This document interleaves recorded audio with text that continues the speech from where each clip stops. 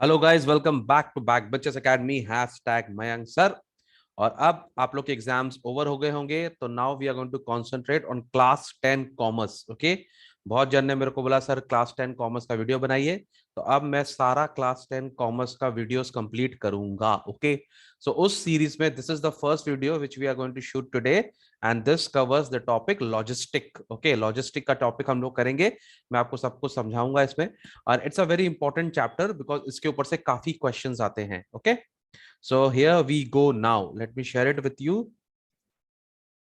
Yes, और आज मैं कोई क्लास में नहीं हूँ, मेरे बच्चे नहीं है, तो मैं लाइव आपसे यूट्यूब के मेरे जितने बच्चे हैं उनको डायरेक्टली पढ़ा रहा हूँ। ओके, तो कोई डिस्टर्ब भी नहीं करेगा बीच में। चलो पहले देखो, मैं थोड़ा इनडायरेक्टली जाऊंगा, ठीक है। अच्छा, थोड़ा पहले सिलेबस बता दे। तो लॉजिस्टिक्स का जो सिलेबस है हमारा, उसमें हम लोग को meaning of logistic and it's classification करना है, और हम लोग को वेयर हाउसिंग करना है, उसका meaning, importance and types. Insurance करना है, मीनिंग, टाइप्स ऑफ इंश्योरेंस में दो है, लाइफ इंश्योरेंस, जनरल इंश्योरेंस।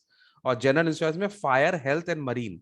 तो basically we have to do only the meanings. हाँ, और सबसे इंपॉर्टेंट हमारा टॉपिक होगा प्रिंसिपल्स ऑफ इंश्योरेंस। ये बहुत इंपॉर्टेंट, छोटा सा लिखा हुआ है यहाँ पे, बट इज वेरी इंपॉर्टेंट। बहुत सारे क्वेश्चन सिर्फ प्रिंसिपल्स ऑफ इंश्योरेंस से आते हैं। मैं आपको सब कुछ समझाऊंगा अभी, and I will come back to the topics.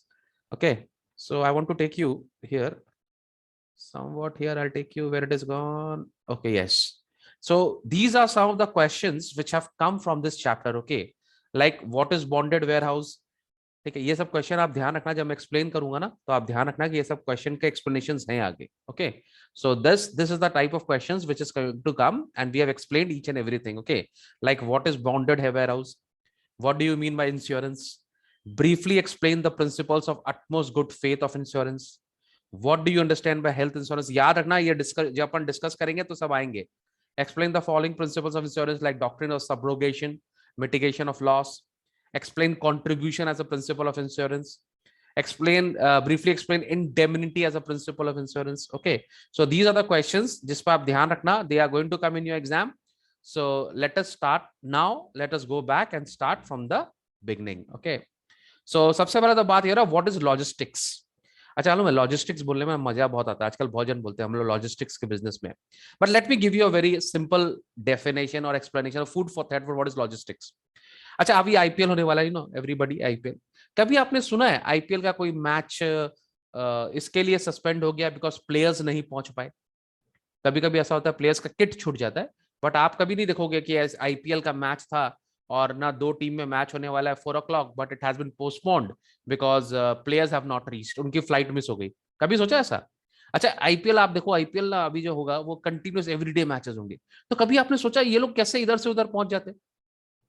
कभी सोचा आपने? इतने सारे लोग, इतना सारा कैमरा, इतना सारा production team, all the players और उनके उनकी जो नेसेसिटी आइटम्स है, सब कैसे पहुंच जाते? ये सारा काम जो होता है ना, लॉजिस्टिक्स का होता है। ठीक है, that means high degree of planning. ठीक है, लॉजिस्टिक अब डेफिनेशन में अगर आ जाते तो क्या बोलता है? Logistic is used more broadly to refer to the process of coordinating and moving resources. ठीक है, तो हम लोग कैसे एक चीज को एक जगह से दूसरी जगह मूव करते हैं, दैट इज लॉजिस्टिक्स। ओके, बोलते ना आप लोग लॉजिस्टिक्स सॉल्व कर रहे हैं उसका, तो कैसे सारे प्लेयर्स एक ग्राउंड से दूसरे ग्राउंड पहुंचेंगे, कैसे टाइम पे मैच स्टार्ट होगा, उसको हम लॉजिस्टिक्स बोलते हैं। It is done with the help of logistics. अब आपको एक्सप्लेनेशन समझ में आ गया होगा। तो it is the process of coordinating and moving resources, people, material, inventory and equipment. सब चीज को, आदमी को मूव करना है, मटेरियल को मूव करना है, इन्वेंट्री को मूव करना है, इक्विपमेंट को मूव करना है, from one location to the storage at the desired destination. The term logistic originated in the military, referring to the movement of equipment and supplies to the troop in the field. तो ये logistics term सबसे पहले तो military में use होता था कि कैसे हमारी एक सेना, हमारी एक आर्मी एक ऐसे पोस्ट पे है जो कि बहुत ही डेंजरस पोस्ट है, डिफिकल्ट टेरेन है, वहां पे कैसे सारा सामान पहुंचाना है, कैसे उनको फूड देना है, कैसे उनको वेपन्स देने हैं, है ना, ये सब कुछ पहुंचाने, वहां से ये वर्ड आया लॉजिस्टिक्स। और अभी हम इसको बिजनेस में यूज करते हैं, and it has become a very important part of business. Now why logistic is important, आपको सबको समझ में आएगा क्यों इंपॉर्टेंट है, आपको सबको समझ में आएगा।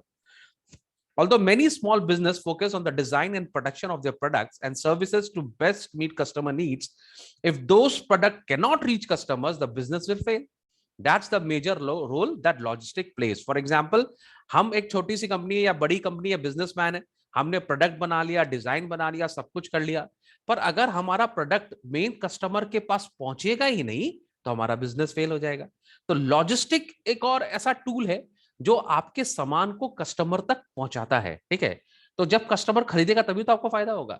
तो logistic is all about making goods available to the right person at the right place at the right time, है ना।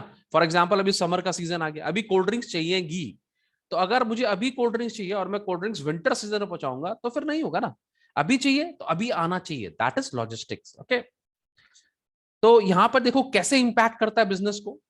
The more efficiently raw material can be purchase, transported and stored until used, the more profitable the business can be. अब मेरा कोई business है, मुझे raw material चाहिए, वो जल्दी से आना चाहिए, टाइम पे परचेज होना चाहिए, टाइम पे ट्रांसपोर्ट होना चाहिए और स्टोर होना चाहिए, तभी बिजनेस में प्रॉफिट होगा, ठीक है। Timely delivery and use of material can make और break a company, very important.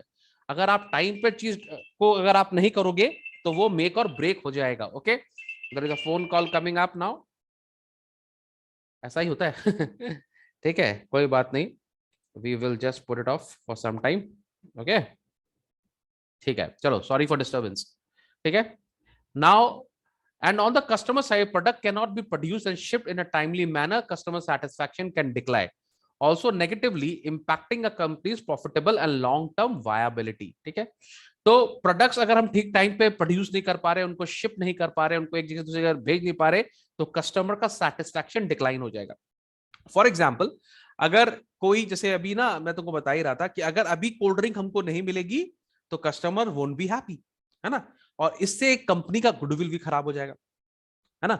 For example, Mayank sir को भी वीडियो बनाने होंगे, मयंक सर को लाइव आना होगा, ठीक है, मयंक सर को आप लोग के लिए काम करना होगा, नहीं करेंगे तो थोड़ा बैक बेंचर्स एकेडमी का नाम खराब होगा, है ना। तो लॉजिस्टिकली अभी टाइम है आपका हेल्प करने के लिए, मैं तो हमेशा ही रहता हूँ, ठीक है। अभी हम लोग लाइव क्लासेस में भी जाएंगे एकदम कंटिन्यूअस, देखो जैसे अप्रैल आएगा फुल लाइव जाएंगे हम लोग एकदम, सो डोंट वरी, ओके। और बहुत सारे कोर्सेज, हाँ, first of all history geography के कोर्स में बहुत सारे बच्चों ने एनरोल किया है, थैंक यू फॉर दैट। हमारा एक बैच कंप्लीट हो गया है, इस बैच को कंप्लीट करके हम सेकंड बैच स्टार्ट करेंगे, ओके। क्लासिफिकेशन और लॉजिस्टिक, लॉजिस्टिक को क्लासिफाई अगर हम करना चाहें तो लॉजिस्टिक्स में बहुत कुछ आता है, transportation, warehousing, order processing, inventory management, and I can add one more, insurance, ठीक है। तो हम सब लॉजिस्टिक में इस सब को डिवाइड, इसको क्लासिफाई कर सकते हैं अलग अलग हेड्स के अंदर में, ओके। ये सब लॉजिस्टिक के पार्ट्स हैं, ओके। और आ जाते हैं, तो what is the main objective of logistic. अब तो आपको कॉमन सेंस से मालूम पड़ गया होगा कि लॉजिस्टिक का मेन ऑब्जेक्टिव क्या है। सबसे पहला काम, reduce time and cost involve in physical distribution, सबसे पहला टाइम बचाइए, कॉस्ट बचाइए। नंबर 2, कस्टमर का सेटिस्फैक्शन होना चाहिए, कॉम्पिटेटिव एज आने चाहिए आपको बिजनेस में, और इंक्रीज सेल्स टर्नओवर होना चाहिए। तो ये लॉजिस्टिक का मेन आजकल बेनिफिट्स हो गया है जो सारे बिजनेसमैन लेना चाहते हैं, ठीक है। तो अब यहां पर देखो, ये हम लोग का पार्ट हो गया लॉजिस्टिक का। देखो बेसिक सिलेबस है नहीं, बहुत कम सिलेबस है, और हम लोग को बहुत स्मार्टली रीड करना है, जिससे हम लोग जो सिलेबस में है उसको कंप्लीट करें।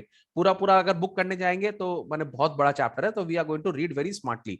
तो हमारे सिलेबस में दिया है वेयर हाउसिंग का मीनिंग, इंपॉर्टेंस एंड टाइप्स, ठीक है। टाइप्स में पब्लिक, प्राइवेट एंड बॉन्डेड, खाली हम लोग को ये करना है, ठीक है।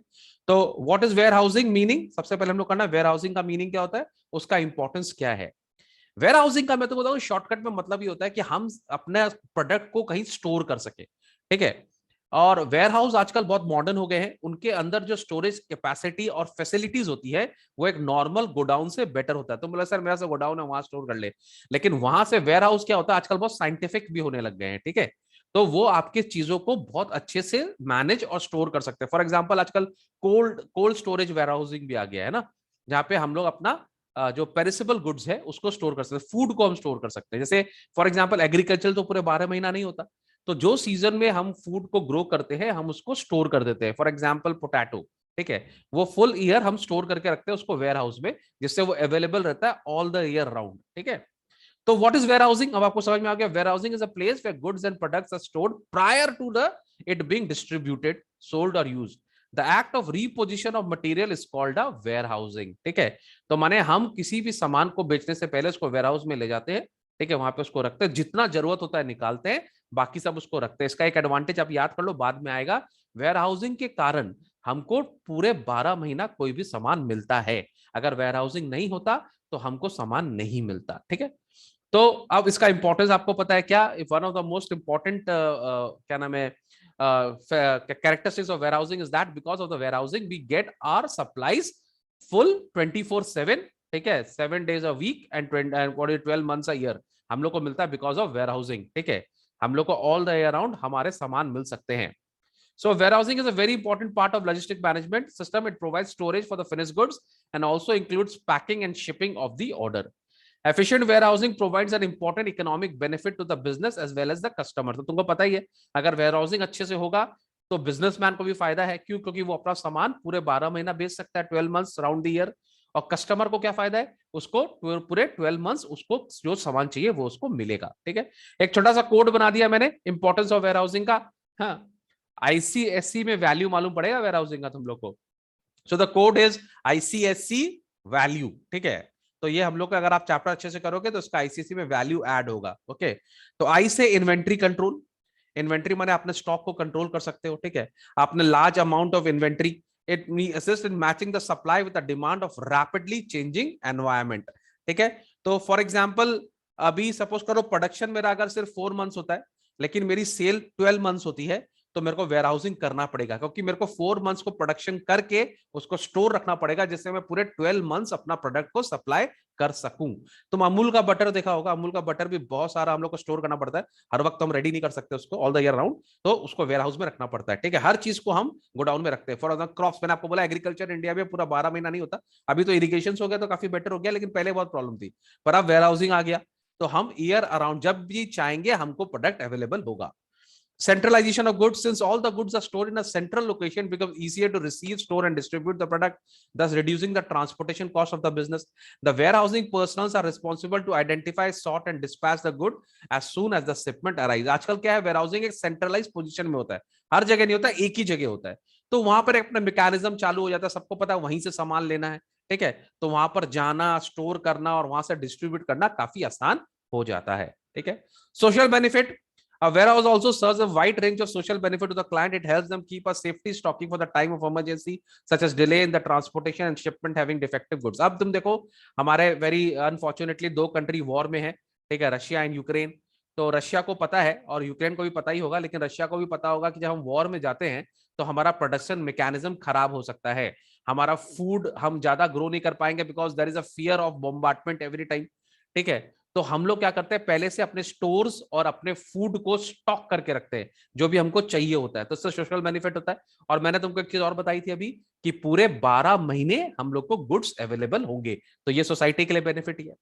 Economic benefit on the other hand, businessman को तो फायदा ही होगा ना, पूरा 12 महीना सामान बेच सकता है। ठीक है, तो वो बफर स्टॉक की तरह भी काम कर सकता है, जो हमारा पास स्टॉक है वो बफर की तरह भी काम करता है। इससे एक फायदा और भी होता है, रैंडम प्राइस राइज नहीं होता। तुमको पता है इकोनॉमिक्स में अगर सप्लाई कम होगा डिमांड बढ़ जाएगा, डिमांड बढ़ेगा तो प्राइस राइज हो जाएगा।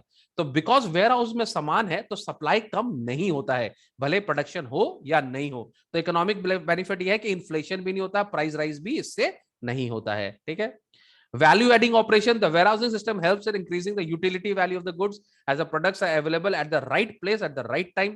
Various other operations such as order consolidation, order assembly, mixing of the product, cross docking, etc. take place under one building, thus adding value to the overall logistics system. Now value added बहुत सारे काम होते हैं, आप बहुत सारे mix and match कर सकते हो।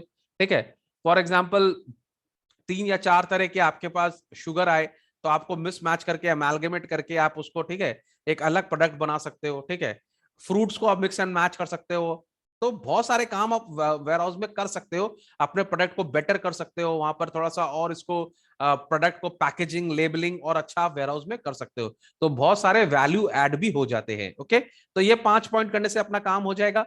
इन्वेंट्री कंट्रोल होता है, सेंट्रलाइजेशन ऑफ गुड होता है, सोशल बेनिफिट होता है, इकोनॉमिक बेनिफिट होता है और वैल्यू एडिंग सब ऑपरेशंस भी होते हैं। Now this is a very important topic which we are now going to cover, types and kinds of warehouse। ठीक है, इसके ऊपर बहुत सारे क्वेश्चन आते हैं, आपने देखा भी होगा, मैंने आपको दिखाया था एक तो क्वेश्चन आया था व्हाट इज बॉन्डेड वेयरहाउस। ठीक है, तो अभी आप बहुत ध्यान से सुनना, आप लोग इस बार आईसीएसई में मेरे ख्याल से क्वेश्चन आएगा व्हाट इज पब्लिक वेयरहाउस। ठीक है, तो आप इसके लिए तैयार हो जाओ, या तो पब्लिक या प्राइवेट वो आपसे पूछ सकता है, मेरे को लगता है पब्लिक वेयरहाउस क्वेश्चन आएगा, तो आप इसको अच्छे से पढ़ना। Now what is public warehouse, public जहां भी आती है वह सरकार आ जाती है, गवर्नमेंट आ जाती है। ठीक है, wherever there is government there is public, where there is public there is government. ठीक है, तो पब्लिक वेयरहाउस क्या होता है, warehouse which is controlled by the government and which can be used by the public at large. So it is a warehouse where any person can place his good और material for storage against some monetary charges. पैसे लगते हैं भाई, हर जगह पैसे लगते हैं, free में कुछ नहीं मिलता। ठीक है, Their warehouse are established by the government as well as a person from the public. These warehouse are also known as government warehouse. Now ये सारे warehouse जो होते हैं जनरली इस पे कंट्रोल गवर्नमेंट का होता है, ठीक है।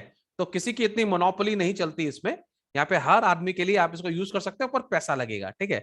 और एक और बहुत अच्छी बात होती है, बहुत ही स्ट्रैटेजिकली लोकेटेड होता है, क्योंकि गवर्नमेंट की जगह उनको तो लैंड का क्या नाम है इतना प्रॉब्लम नहीं है। तो जहां पे आपका डिलीवरी होता है, जब ट्रेन का, जैसे फॉर एग्जांपल रेलवे स्टेशन के पास होते हैं, ठीक है, शिप जहां पे शिपिंग होती है, डॉक के पास में होते हैं पब्लिक वेयर हाउस, एयरपोर्ट के पास में होते हैं पब्लिक वेयर हाउस। तो इनको इतनी लैंड की तो प्रॉब्लम नहीं है, तो ये लोग बहुत स्ट्रैटेजिकली प्लेस करते हैं। तो अच्छा होता है, जैसे ही कभी सामान आया हम इसको स्टोर कर लिए, ठीक है। The warehouse provides a proper structure of security from other government legal policies and procedures, because the warehouse are totally managed by the government and their social service team. Public warehouse are very efficient for businessmen because they are situated near railway lines, मैंने बताया, main road, so as to provide a quick facility of transportation. और ये दूसरा government controlled है, तो बहुत सारे paper work भी कम हो जाते हैं, ठीक है। नाउ पब्लिक आपको समझ में आ गया। तो प्राइवेट क्या होता है? प्राइवेट का मतलब जो प्राइवेटली ओन्ड होते हैं, जैसे फॉर एग्जांपल जो रिलायंस के होंगे, या जैसे यहाँ पे एग्जांपल दिया हुआ ही है आपको, इमामी के जो प्रोडक्ट्स होते हैं उनके खुद के वेयर हाउस होते हैं, ठीक है। क्योंकि इतना सारा प्रोडक्ट है उनका, तो उनका खुद का वेयर हाउस है, वो उसको अपने लिए यूज कर सकते हैं। कभी कभी वो अपने वेयर हाउस को रेंट पर भी देते हैं और उसका भी बेनिफिट लेते हैं, ठीक है। तो anything which is owned by the manufacturers themselves और the wholesalers, they are and used exclusively for their own purpose, is called private warehouse. Understood? Now this is a very important question coming up, bonded warehouse, ठीक है। इसके ऊपर बहुत बार question आता है, अगर नहीं भी आया आपको इसका आंसर मालूम होना चाहिए। बॉन्डेड वेयरहाउस क्या होता है? ऐसा वेयरहाउस जिसको, जो एस्टैब्लिश्ड अंडर अ बॉन्ड, ठीक है, माने आप बॉन्ड इशू करते हैं। इसमें सबसे ज्यादा एडवांटेज क्या होता है? फॉर एग्जांपल आपने कहीं बाहर से अपना गुड्स मंगाया, ठीक है, तो आप वो गुड्स को कस्टम ड्यूटी दिए बिना वहां पे स्टोर कर सकते हो, लेकिन जब आप लेकर जाओगे ना, तब आपको कस्टम ड्यूटी या इंपोर्ट ड्यूटी देना पड़ेगा। तो सपोज कर लो कभी कभी होता है कस्टम ड्यूटी जो होता है बहुत ज्यादा होता है कस्टम ड्यूटी। तो आप अगर उसको ले जाके अपने बिजनेस हाउस में रखोगे तो आपका एक्सपेंडिचर बढ़ जाएगा, और वो सपोज करो प्रोडक्ट सेल नहीं हुआ, तो जब तक वो सेल नहीं होगा आपके ऊपर आपका जो इन्वेस्टमेंट है वो ब्लॉक हो जाएगा। तो आप क्या कर सकते हो, कोई भी इंपोर्टेड सामान जो है उसको आप bonded warehouse which is established under a bond of a government, आप उसको वहां पे रख सकते हो। आप उसको थोड़ा थोड़ा क्वांटिटी में भी निकाल सकते हो, आप कस्टम ड्यूटी पे करते जाओ और थोड़ी थोड़ी क्वांटिटी। फॉर एग्जांपल आपको चाइना से एडिडास के जूते मंगाने, या आपने नोकिया का फोन, या किसी भी आपने एंड्रॉइड फोन मंगाया चाइना से, ठीक है। अब आपका जब शिपमेंट हुआ तो ह्यूज क्वांटिटी ऑफ फोन आपके पास में आ गए, ठीक है। लेकिन अगर आप सबको एक संग डिलीवरी लोगे तो आपको सबका कस्टम ड्यूटी एक संग देना पड़ेगा, which can be enormous amount of figure, और उससे आपका जो वर्किंग कैपिटल है वो इफेक्ट हो सकता है। तो आप क्या करो, कुछ आप वहां पर बॉन्डेड वेयर हाउस में आप उसको रख दो, ठीक है, और आप आस्ते आस्ते करके अपना अपना फोन लेते जाओ, और क्या नाम है उसको, क्या नाम है उसका पेमेंट करते जाओ, ठीक है। तो बाउंडेड वेयर हाउस आपके लिए बहुत बढ़िया है जब आपको कोई चीज बाहर से मंगानी है, ठीक है। जब आप निकालोगे तो आपको कस्टम ड्यूटी देना पड़ेगा। मैं रीड कर देता हूं। A bonded warehouse is established under a bond with the customer authorities for storage of dutiable goods till the payment of import duties. आप उसको ड्यूटेबल गुड्स को जब तक आप इंपोर्ट ड्यूटी नहीं दोगे तब तक आप उसको वहां स्टोर कर सकते हो। It is a warehouse in which goods may be stored without paying a custom duty or excise duty until they are withdrawn. The proprietor enters into a bond that duly will be paid when necessary on goods they store. माने आपको, आपका सामान है, government से bond बना लीजिए, आप बता दीजिए कि जब भी आप इसको यहां से ले जाओगे आप अपना ड्यूटी पे करोगे, और पे करने के बाद सामान ले जाओगे, ठीक है। तो in this warehouse the custom duty is very necessary to pay, otherwise they can't move their goods from one place to another. और एक और एडवांटेज क्या होता है यहाँ पर, कि जब तक आप उस गुड्स का ड्यूटी नहीं पे करोगे आप निकाल नहीं सकते, ठीक है। फॉर एग्जाम्पल आपने कहीं से एक फरारी मंगाई बाहर से, ठीक है, जैसे सचिन तेंदुलकर ने मंगाई थी, तो उसकी जो एक्साइज ड्यूटी थी वो जितना उसका कॉस्ट है ना उतना ही एक्साइज ड्यूटी भी, 100% एक्साइज ड्यूटी होती है उसके अंदर में, ठीक है। अब Sachin Tendulkar obviously is a rich person, लेकिन मान लो अगर कोई ऐसा आदमी किसी ने बाहर से मंगाई और उसके पास इतना पैसा हो गया बजट कि ड्यूटी नहीं दे पा रहा, तो वो कुछ समय के लिए उसको वहां पे होल्ड कर सकता है, पैसा जुगाड़ कर लेगा फिर दे देगा, ठीक है। फिर एक तो कोल्ड स्टोरेज वेयर हाउस होता है जो कि हमारे सिलेबस में नहीं है, पर आपको पता ही है कोल्ड स्टोरेज का मतलब क्या होता है, जहां पर हम लोग पेरिसेबल गुड्स जो होते हैं like fruits, vegetables, butter, meat, milk, उसको स्टोर कर सकते हैं जब तक हम उनको आगे डिस्ट्रीब्यूट नहीं करते। तो this is a cold storage warehouse, okay.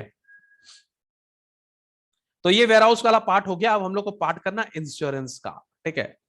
ये हम लोग को दो ही करने हैं, वेयर हाउसिंग और इंश्योरेंस, ठीक है। तो इंश्योरेंस क्या होता है?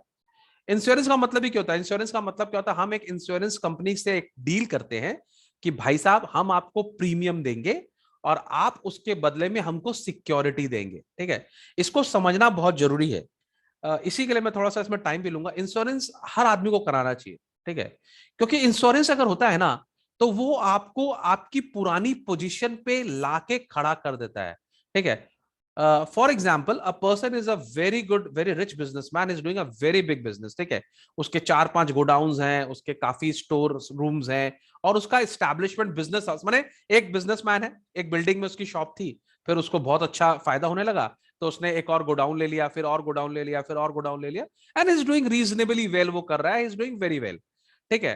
और उसने इंश्योरेंस लिया हुआ था, ठीक है, उसने अपना पूरा टोटल इंश्योरेंस का, अच्छा इंश्योरेंस में कौन होता है कि आप 100% कराना चाहते हो कि 50%, पर चलो एग्जांपल में मान लेते हैं कि उसने पूरा 100% अपने आप को इंश्योर किया हुआ है। अब अनफॉर्चुनेटली उसके जो स्टैब्लिशमेंट है वहां पे फायर हो जाती है, ठीक है, आग लग जाती है, एंड एवरीथिंग गेट शैटर्ड, सब जल जाता है, ठीक है। आप इमेजिन करो उसका क्या हालत होगा आदमी का ना, ही सफरिंग, माने एक आदमी एक दिन बहुत अच्छा इकोनॉमिकल कंडीशन में था, सेकेंड डे उसका सब कुछ लुट जाता है, ठीक है, everything is finish, he becomes a mendicant, a pauper, a beggar, ठीक है। तो तुम सोचो आदमी जिंदा रहेगा? नहीं रहेगा, उसको बहुत सेटबैक लगेगा। लेकिन जब उसको यह मालूम होगा कि नहीं, आई एम ड्यूली कवर्ड, मेरा जितना का नुकसान हुआ है, फॉर एग्जाम्पल मेरा 50 लाख का नुकसान हुआ है, मेरे को इंश्योरेंस कंपनी 50 लाख रुपया वापस से देगा, तो मेरे को उस पोजीशन पे लाके खड़ा कर देगा जिस पोजीशन में मैं था। अब इमेजिन करो, अगर ऐसा हो तो कितना अच्छा हो। इसका मतलब ये हो गया कि आपको नुकसान का कोई डर ही नहीं है, आपको कोई ना कोई इंडेमनीफाई करेगा। इंडेमनीफाई करेगा मतलब आपको पहले की पोजीशन पे लाके खड़ा करेगा, आपके सारे लॉस को वो पेमेंट करेगा, ठीक है। नाउ आप लोग के बहुत के मन में ये भी आ रहा होगा सर कि अगर हमने लाइफ इंश्योरेंस कराया, आप बोल रहे हो आपको पहली वाली पोजीशन पे लाके खड़ा कर देगा, तो अगर हमने किसी का लाइफ इंश्योरेंस करवाया और वो आदमी मर जाता है, तो क्या इंश्योरेंस कंपनी वापस हम लोग को वो बॉडी देगा, वो आदमी को जिंदा करेगा? ऑब्वियसली नहीं करेगा। तो इसके ऊपर एक क्वेश्चन आ जाता है कि why life insurance is not a insurance of indemnification, ठीक है।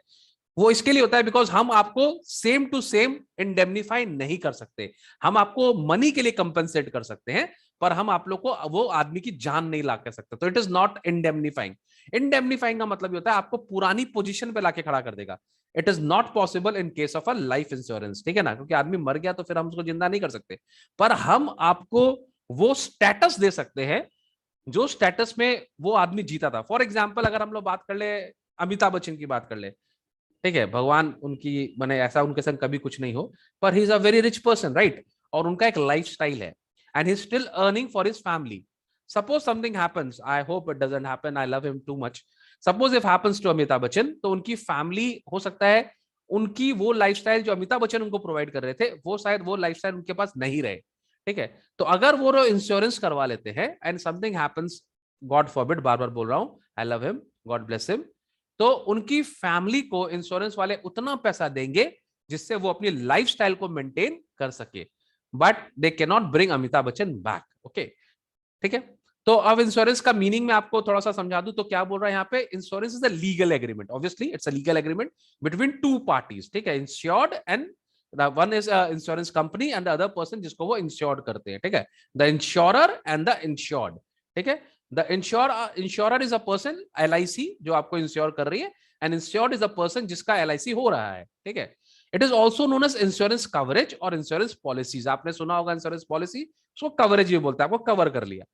The insurance provides financial coverage for the losses of the insured that he may bear under certain circumstances. बहुत इंपॉर्टेंट है, वो अपने लॉस को कवर कराएगा। इंश्योरेंस की बात है, मैं आपको बता दूं, हम इंडियंस जो हैं अभी भी हम लोग इंश्योरेंस को इतना सीरियसली नहीं लेते। तुमको पता है इंडिया में इंश्योरेंस कंपनीज भी काफी कम है।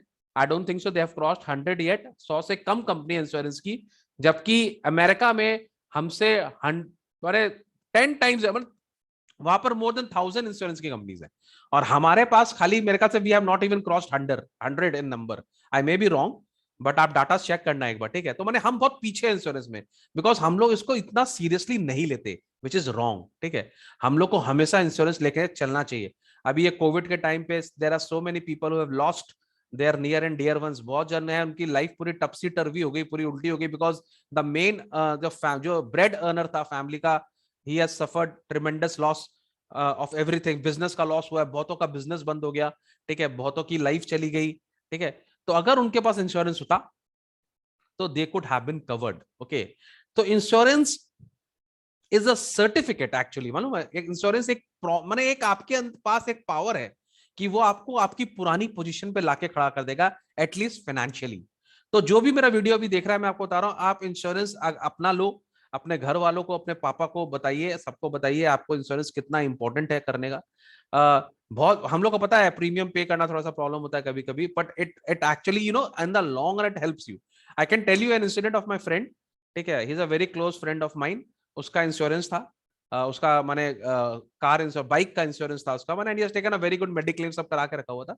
सो उसका भगवान ऑब्वियसली उसका 3-4 साल एक्सीडेंट नहीं हुआ, तो उसके सारे प्रीमियम के पैसे वेस्ट हो गए, है ना। सब लग रहे क्या यार, ये तो तेरा कुछ हुआ ही नहीं, तो तुम काहे प्रीमियम दे रहा है। तो जानता है भगवान, माने इट हैपेंड विद हिम कि 4th ईयर उसका एक्सीडेंट हुआ, माने he was paying premium for 3 years consecutively, और वो because nothing happened to him, तो उसका बेसिकली पैसा वेस्ट ही हो रहा था, क्योंकि हर साल का वो प्रीमियम जा रहा था, ठीक है। And he was paying around, I think he was paying around 14-15,000 rupees दे रहा था, तो उसका 3 साल में अराउंड 45,000 रुपीज उसका प्रीमियम में गया। But the 4th year when he met with an accident and it was a big one, उसका करीब 7 लाख रुपीस का माने हॉस्पिटल चार्जेस हुआ, ठीक है। एंड इट कंटिन्यूड, एंड उसका 90% पैसा उसको इंश्योरेंस कंपनी ने दिया, ठीक है। तो 7 लाख का अगर हम 90% करेंगे तो 6,30,000 हो जाता है। तो उसने, अब तुम देखो, उसने प्रीमियम कितना दिया, 45,000, पर उसको कंपनी ने कितना कितना इंश्योर किया, 6,30,000। अब तुम इमेजिन करो, अगर एक बार में उसको 6,30,000 देना होता, तो फाइनेंशियली उसके ऊपर बहुत बर्डन होता है। ऐसे भी वो बेचारा हर्ट था, फिजिकली बहुत प्रॉब्लम था उसका, वो ऑफिस नहीं जा पा रहा था, ठीक है, तो ही उसका सैलरी भी कट रहा था, but he was saved by the insurance company. तो मैं आपको बार बार बोलता हूँ, इंश्योरेंस आपको सेव करता है हमेशा, ठीक है। तो आप प्रीमियम का मत सोचिए, भगवान ना करे आपको कुछ हो, है ना, obviously nobody wants that, but आप हमेशा एक बार आपको लगेगा it's a fourth family earn, माने एक तो आपका अर्निंग मेंबर है फैमिली का, अदर वे अराउंड, ठीक है। जब आपको रियल में जरूरत पड़ेगा तो इंश्योरेंस कंपनी आपको हेल्प करेगा। तो always try and do little bit of insurance, but always अगर आपका प्रॉब्लम तो आप इंश्योरेंस करके रखिए, ठीक है। नाउ इतनी बात मैंने आपको सब बता दी, ठीक है, तो इसमें आपको प्रीमियम देना पड़ता है, सब आपको पता ही है, तो मैं इसको अभी डिस्कस यहाँ पे नहीं कर रहा, ठीक है। तो हम लोग सबसे इंपॉर्टेंट काम कर रहे हैं यहाँ पर। अच्छा, अब हम लोग को दो तो इंश्योरेंस था यहाँ पर, जैसे हम लोग सबसे पहले बार पढ़ा था इंश्योरेंस मीनिंग क्या हो गया, हम लोगों ने पढ़ लिया, ठीक है। There are 2 types of insurance, life insurance and general insurance, ठीक है। तो लाइफ इंश्योरेंस मैंने आपको बता ही दिया क्या होता है लाइफ इंश्योरेंस के बारे में। लाइफ इंश्योरेंस अब मैं रीड भी कर देता हूँ यहाँ से आपके लिए, okay, don't worry, I am there. तो life insurance can be defined as a contract between insurance policy. अच्छा, वन थिंग मोर, इसका जो डेफिनेशन है आप पूरा लर्न करके जाना, ठीक है। ये एक्ट में आता है, ठीक है, तो आप इसका डेफिनेशन मगअप करके जाना पूरा, ठीक है। Don't just write it in your own words, go to the मेरे भी डेफिनेशन यहाँ पे दिया हुआ ही है, आप चाहे तो यहाँ से भी कर सकते हैं, आपके बुक में भी होगा। तो ये पूरा डेफिनेशन लर्न करना, it is a legal agreement between 2 parties, the insurer and the insured, also known as insurance coverage, insurance policy. The insurer provides financial coverage for the loss of the insured that he may bear under certain circumstances, ठीक है। तो please try to learn this whole definition, then only the answer will be meaningful and it will fetch you marks, okay. Now we are talking about life insurance. क्या होता है? Life insurance can be defined as a contract between insurance policy holder and an insurance company where the insurance promises to pay a sum of money in exchange for a premium upon the death of the insured person और a set period of time. अब life insurance में क्या होता है कि आपको बोल देते हैं भाई आप इतने साल तक पैसा दीजिए, अगर आपका उस टाइम में डेथ हो जाएगा तो वी विल कंपनसेट यू, लेकिन अगर आपका डेथ नहीं हुआ तब भी वो लोग आपको कुछ पैसा देते हैं, ठीक है, after a set period of time, ठीक है, दोनों केसेस में। Now this is a very important question, मैं आपको बोला था कि why life insurance is not a contract of indemnity. ये बहुत इंपॉर्टेंट है, ये क्वेश्चन बहुत बार आता है, अभी भी आएगा और फ्यूचर में भी जब आप कुछ अपना सीए करोगे तो आएगा। तो life insurance does not relate to contract of indemnity because the insurer does not promise to indemnify the insured for any loss on maturity of death of the insured but agrees to pay सम।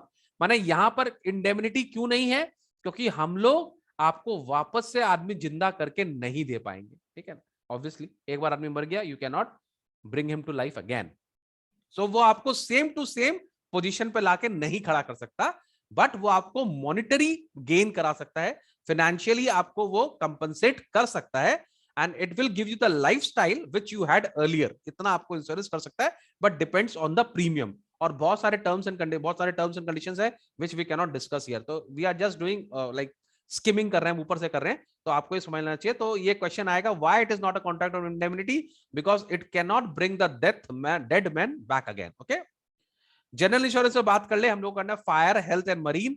तो fire insurance आपको समझ में आ रहा है, ठीक है। Fire insurance जो आपकी फायर से आपको क्या नाम है हेल्प करता है, तो it is a fire insurance. तो ये तो आपको समझ में आ रहा है फायर इंश्योरेंस क्या होता है, ठीक है। अच्छा, इसमें भी बहुत सारे टेक्निकलिटीज है, जैसे आपने कितना फायर कराया, क्या इंश्योरेंस कराया, आपने 100% कराया क्या 50% कराया।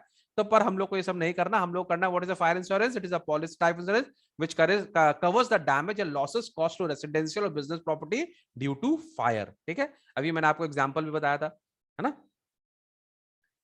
फायर इंश्योरेंस जनरली 1 साल के लिए होता है, फिर आपको रिन्यू कराना पड़ता है। It is a contract of indemnity. देखो, it is in a contract of indemnity क्यों है, क्योंकि बिजनेस का मतलब क्या होता है, या घर के अपने क्या होता है, घर के अंदर तो पैसा ही लगा हुआ रहता है ना, बिजनेस के अंदर भी तो फाइनेंशियल लॉस लगा हुआ, फाइनेंशियल लगा हुआ, हमारा स्टॉक है, हमारा सब कुछ है, मतलब business is all about money ना।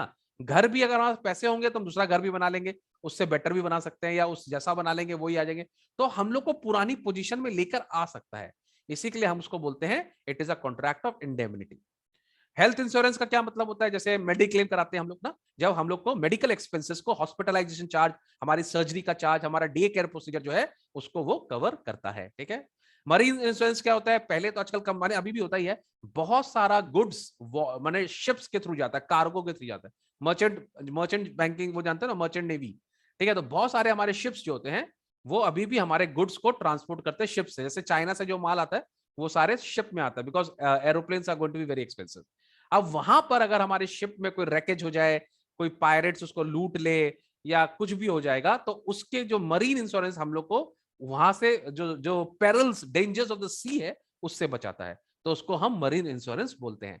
I am going little fast here, because हमको ये आपको समझाना है प्रिंसिपल्स ऑफ इंश्योरेंस, और इसके ऊपर में बहुत सारे क्वेश्चंस आते हैं, तो इस पे हम लोग थोड़ा सा टाइम अपना इन्वेस्ट करेंगे, तो आप ठीक से समझिए what are the principles of insurance. Generally हमारे होते हैं 6 होते हैं, 7 होते हैं, ठीक है। तो एक होता है इंश्योरेबल इंटरेस्ट, ठीक है, utmost good faith, proximate cause, indemnity, subrogation and contribution. मैं आपको ये सारे एक एक करके समझाऊंगा, ठीक है। I am try to make you understand the best. सबसे पहले तो insurable interest, the right to insure arising out of financial relation between the insured to the insured and legally recognised. Insurable interest का मतलब होता है कि अगर मैं आपका कुछ इंटरेस्ट कर रहा हूं तो कुछ इंश्योरेंस करने लायक होना चाहिए, ठीक है। माने क्या चीज का इंश्योरेंस कर रहे हैं हम, कोई तो कुछ होना चाहिए ना। जैसे अगर सपोज कर लो मेरे पास सपोज कर लो मेरे पास एक सिर्फ न्यूज़पेपर का, रद्दी का एक ठोक मेरे पास दुकान है, उसमें खाली मैं रद्दी का न्यूज़पेपर ही रखता हूँ।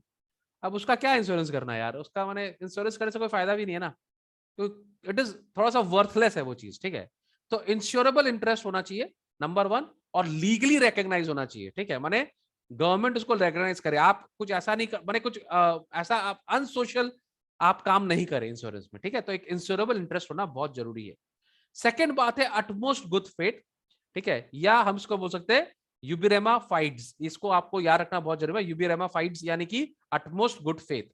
इसका मतलब ये होता है कि जो इंश्योरर है और जो इंश्योर्ड है वो अपने सारे फैक्ट साफ साफ बताएंगे। बहुत बार क्या होता है, इंश्योरर जो होता है वो बहुत सारी चीज नहीं बताता, जब आप हाँ हाँ सर हम देख लेंगे सर, सब कुछ कर देंगे सर, आपका मेडिकल भी हो जाएगा, ये भी हो जाएगा, कोई भी बीमारी कवर करेंगे, सब कुछ करेंगे, ये करेंगे वो करेंगे, तो वो बहुत सारे, लेकिन वो करते नहीं है, ठीक है। तो वो बहुत सारे फैक्ट छुपाते हैं, पर इट इज नॉट राइट, आपको बताना चाहिए।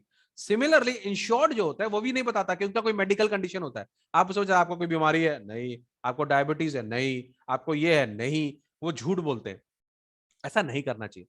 तो ये जो इंश्योरेंस होता है वो अटमोस्ट गुड फेथ पे होता है, दोनों पार्टी को एक दूसरे से सारी सच्चाई डिस्क्लोज करनी चाहिए।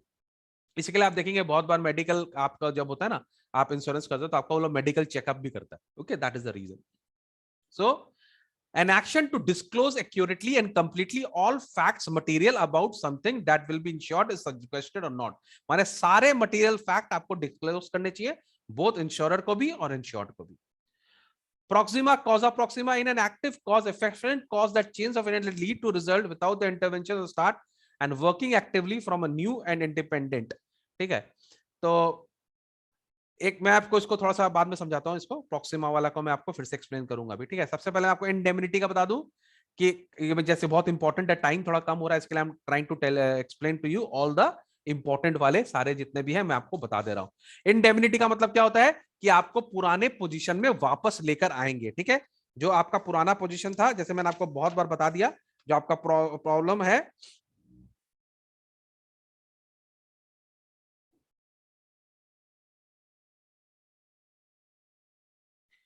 ठीक है। तो इंडेमनिटी का मतलब आपको समझ में आ गया। अच्छा, प्रोक्सिमा का मैं आपको बता दूं कि जब हम इंश्योरेंस करते हैं, ठीक है, तो हम कोशिश करते हैं कि जो आपका जो मेन,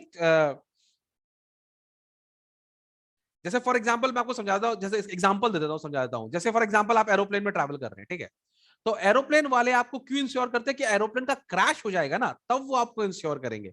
लेकिन अगर आप एरोप्लेन में आपको हार्ट अटैक हो जाएगा, तब इंश्योरेंस कंपनी आपको पैसे नहीं देगी, ठीक है। तो माने वो लोग क्या करते हैं, जो मेन कॉज है ना, जैसे हम लोग, मैं बार बार वो वर्ड बोल जा रहा था, इमीडिएट कॉज, याद आ रहा है, हिस्ट्री में पढ़ते थे इमीडिएट कॉज, उसको वो लोग इंश्योर करते हैं। Understood? That is called कॉजा Proxima. Okay. अच्छा, सबरोगेशन का मतलब ये होता है कि मान लो कि मैं आपके गोडाउन को फायर लगा हुआ है और आपने गोडाउन में आपके सामान थे, उसके ऊपर आपने इंश्योरेंस कराया हुआ है। इंश्योरेंस कंपनी ने आपको लॉस के लिए कंपनसेट भी कर दिया। उसके बाद वो सारा जो सामान होता है ना, वो इंश्योरेंस कंपनी का हो जाता है, वो आपका नहीं रहता, because they have paid you.